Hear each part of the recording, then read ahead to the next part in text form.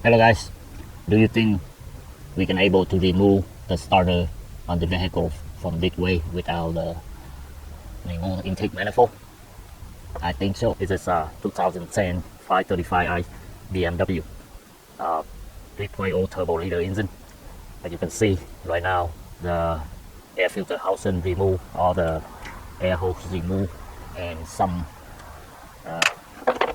I don't disconnect the electrical connector must on here, something like this that let them freely and able to move them away from the starter. And as you can see on this vehicle, we don't really need to disconnect the battery. Just you see from the jump start point here, just 30 millimeter bolt. Take this bolt off, loose the bolt, yeah, and then take it off before you pull out the cable here. And if you're not sure, use the tap light, tap on the cable again, and to see, make sure no power here. The cable, it goes all the way to the back of the alternator, and share the circuit to the cable to the alternator. Alternator. The cable go to the solenoid from the starter. Okay. Anyway, as you can see, we have two bolts for the starter. You see one right here fit back to the vehicle. It's very closer and under the firewall, and one right here.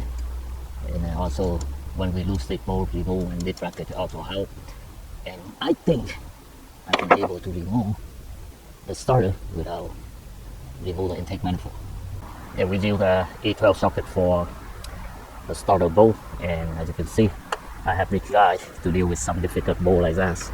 I have the guy in some video. I already told you this one, the homemade from the ratchet, and I can be able to put it in like this, and then put it in the back. And over here, I can use the 19 millimeter wrench to break that bolt off.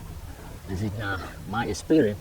As you can see, one bolt right here fit for work of the vehicle, and one in there backwards. In my experience, the bolt tight like that, and don't lose this bolt at all. Just break that bolt loose and remove that bolt completely out before we break this bolt loose. Why? Because this bolt is more difficult to loosen up and take it out, because in there you cannot put your finger to turn it by hand. Okay. Anyway, I will off the camera and then use this guy with the 19 millimeter wrench, try to remove the starter from this way. I already have the upper bolt removed.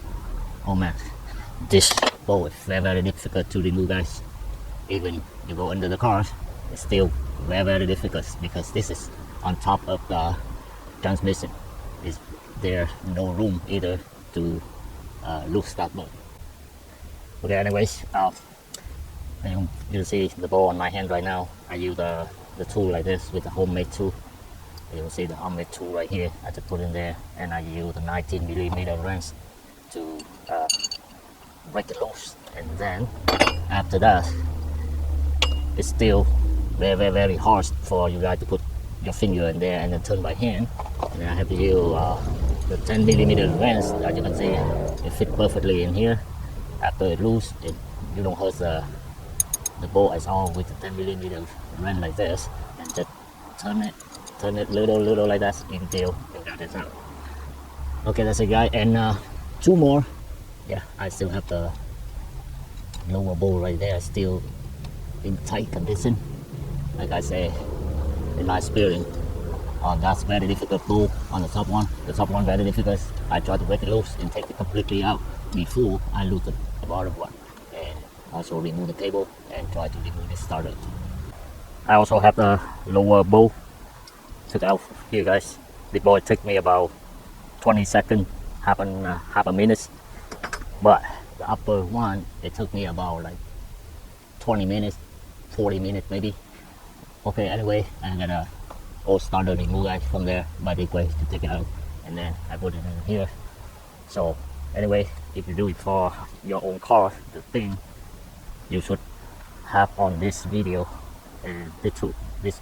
If I don't have this guy, I don't think I can remove the starter without go under the car by that way. So now since I have this tool, this one I homemade again, and since I have that, I also made this.